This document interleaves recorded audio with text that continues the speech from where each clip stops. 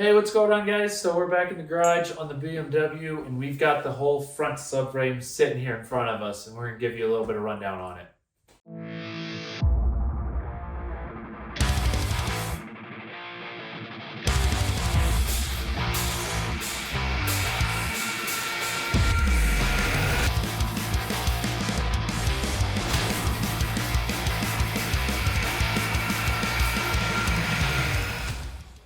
All right, so we have the front subframe sitting in front of us. We also have the transmission and pedal box, which we were hoping to, in this episode, get to rebuilding them, rebuilding the pedal box, rebuilding the transmission, and the shifter linkage, getting that ready to get put back in the car after we do all the rust repair. But like a lot of reality shows, the parts don't come in and we can't do the work. And so this is actually real life. The parts still aren't here for it. They were supposed to be here and they did not get delivered.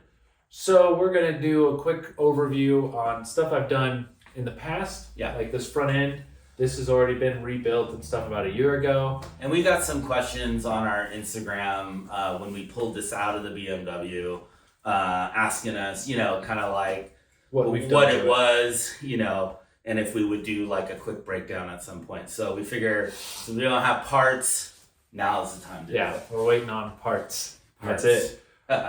So I'm going to grab the camera and Mike's going to break down what this setup is, why he did it. And we even have the older stock one, so you can kind of compare the difference between the two. There's been some modifications done to this subframe. Yeah.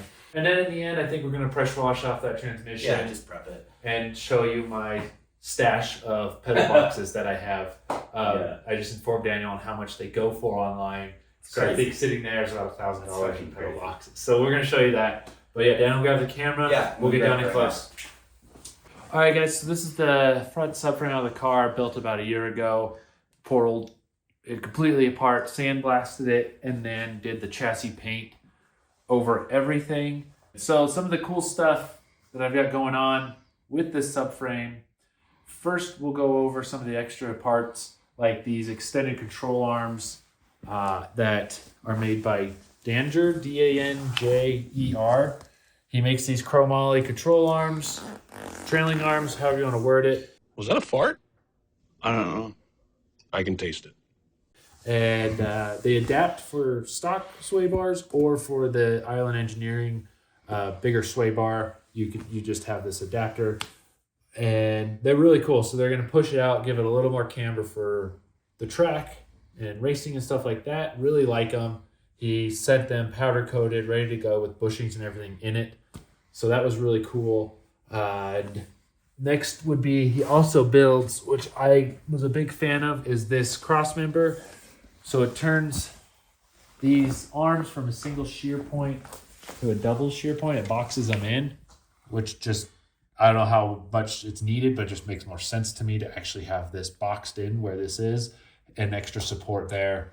So that was something really cool. It's in aluminum and it's powder coated clear, so you have a nice look on it with his name in carbon fiber. We also have solid idle arm bushings in there. Went with those just because I didn't try to make it more race car. So that's just solid aluminum bushings. We have Condor engine mounts going in for when an engine goes in, obviously. And then something that a lot of people do is very typical, and I'll show you on the original one. But this engine mount here cracks. This one was cracked, so it has the reinforcement plate behind it welded in to support that. Let's see. And then on struts up top, we have Island Engineering Stage 2 springs, new caps, bearings up top, and since it was hard at the time to find the Bilstein Sport shocks, these are Coney shocks, whatever.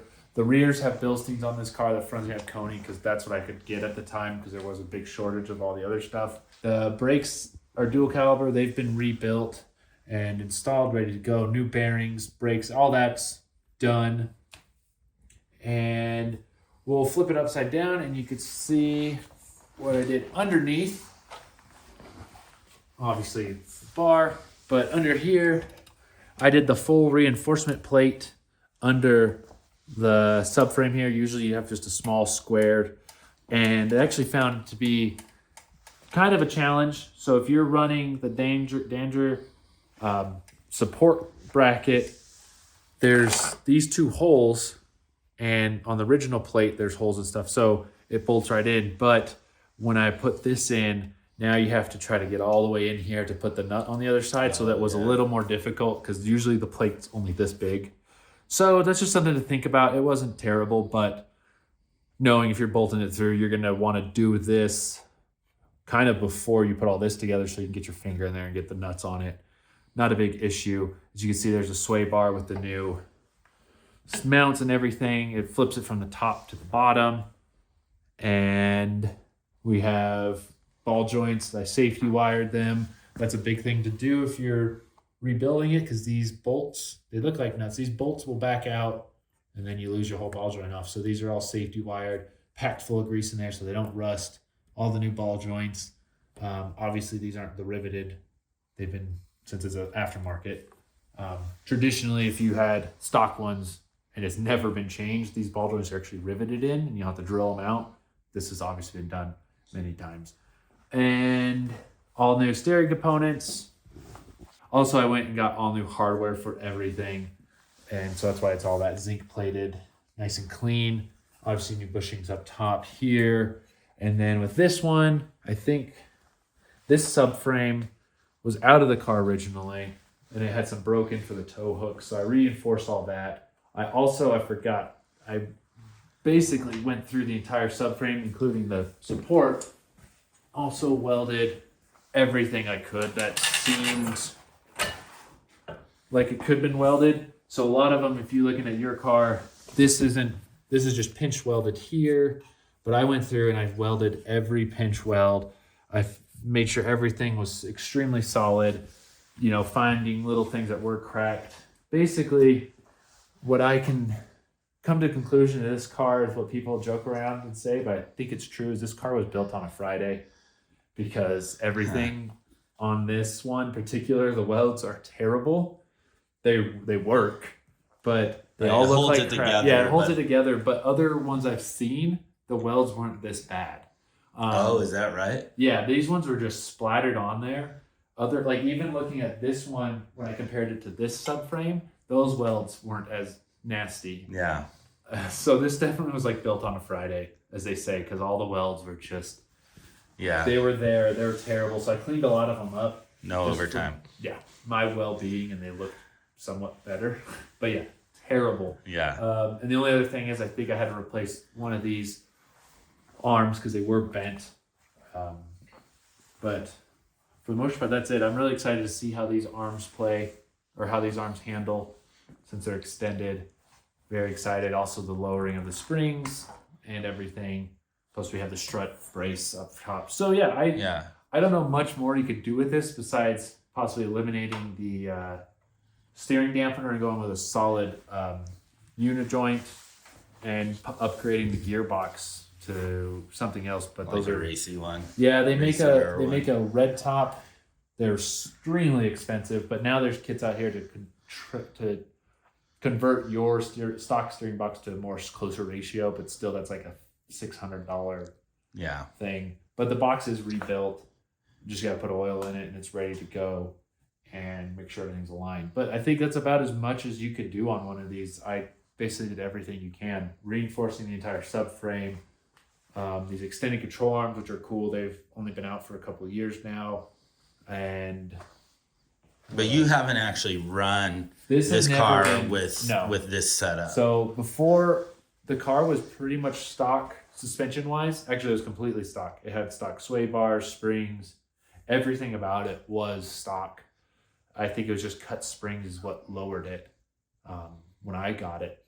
So yeah, I'm really excited to see this a very huge improvement, or maybe it's not. I can assume it's going to be an improvement. Yeah, I mean, but you never know. Even if the steering is marginally tighter, I think for the type of driving you want to be doing in this, which is to say, for sure canyons, maybe some track, whatever. The reliability and durability. It's going to hold up really Yeah, it's going to hold up a lot better. I would have a lot more confidence in this front end, especially like something in a canyon, you know? Yeah, no, I'm where really if you bump excited. something, you're not going to fold a tire under and Yep. go sailing off the side of the cliff. Oh, yeah. Everything's reinforced. So I'm going to show you real quick over Yeah. on this more or less original subframe that I had. It was super useful when doing this one because I could move the car around. But as you can see, this plate is extremely smaller. The new one, the one I welded in, goes from here to here. Oh, just yeah. a more boxed in. Not to say like this isn't enough. It's plenty. Right. Like I said, for the whole car, this is the front subframe is probably a little overkill, but I don't care. I had it all apart, so I don't want to do it again. Yeah. So welded that together, and then also as you can see, everything's frozen because we just had a whole bunch of snow, and this is sitting outside, so there's icicles. But here's that engine mount, and this one is also cracked.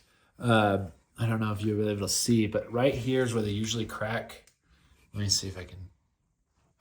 It's hard to see on camera, but this one's cracked just like my other one was. This is mostly the common place where they crack, and obviously over time it'll break. Kind of what it would have looked like before, but now we have all that welded together, ready to go. Wanted to give you a rundown on it because it was already done. I know people saw it in the videos, and we're kind of questioning because it does have a lot of new parts on it.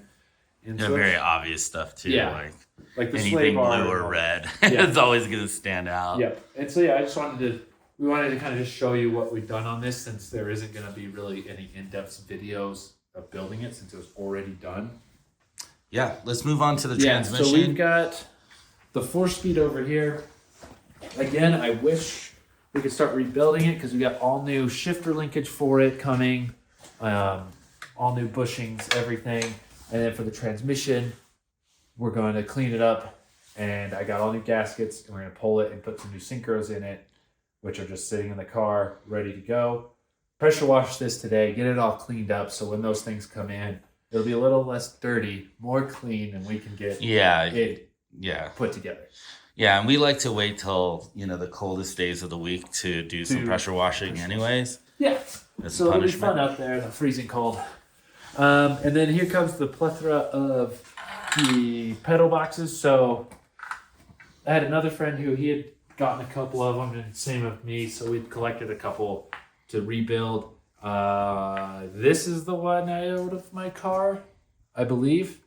This is the original one out of the car. The box itself is pretty solid, but I do have all new bushings and everything for it. So we're going to rebuild the pedal box, clean it up, repaint it, get it all nice. But if we have any issues, I have 3 others that I can pull parts from, which is great. And we'll probably end up cleaning some of these up and using them to fund this build. Yeah. Like If you Beamer guys were wondering where all the pedal boxes are, they're sitting in my garage. they're sitting in our garage, or his garage. Yes. Anyway, so we're going to clean them up, disassemble some of these, and so if you need a pedal box, feel free to message me because we'll make a deal. Because once I get mine done, I'm not going to try to hang on to 3 more pedal boxes. Yeah. So let's get that thing cleaned up. Yeah, let's get the transition out clean.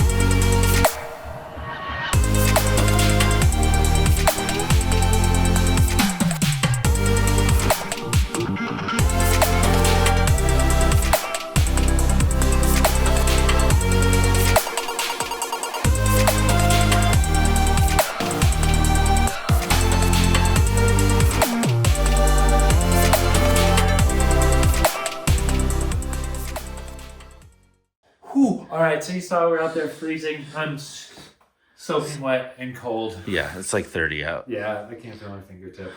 But it's somewhat clean. As good as we're going to get. When we go to actually do the rebuild, like Daniel was saying, we're going to probably Scotch-Brite, clean it up a little bit more, but truthfully not spend a ton of time just because it's going under the car. I'm not going to paint it some crazy color on it. Just going to build Get it it clean back. and nice. Yeah. Really more so you can just see if it's leaking some. And yeah, because we're going to be pulling all this apart, pulling this back half off, and digging into it. So that'll be on one of our next upcoming episodes. Once we get the parts, it's going to be a transmission and pedal box rebuild. But for now, we just brought you the front end and us cleaning this and freezing our butts off.